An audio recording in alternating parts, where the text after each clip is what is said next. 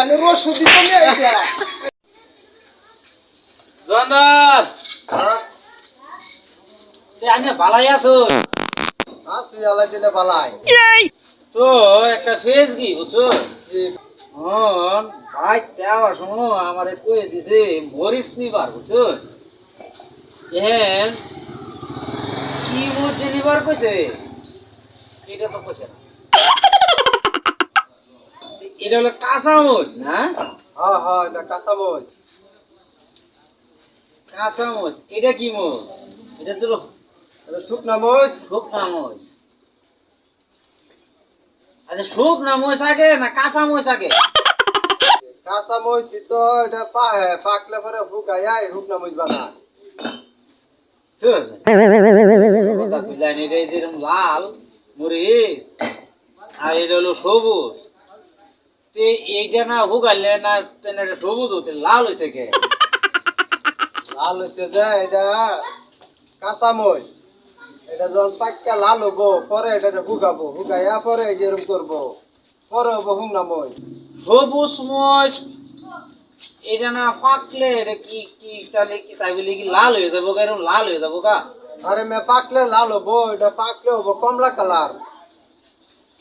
কমলা colour হবো পরে এটা রইতে শুকাইয়া মশমশা করলে পরে হবো এই শুকনা মরিচ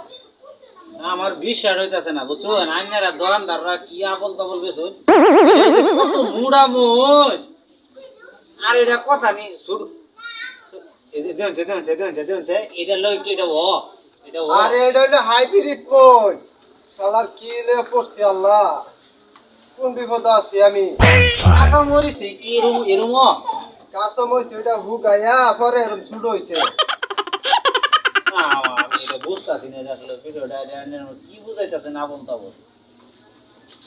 কি মরিচ নিবার কইছে আমার এটা ভাঙ্গায় কব না কিরমটা লাগে এই মরিচ বলে এরম এটা এটা কোনো কথা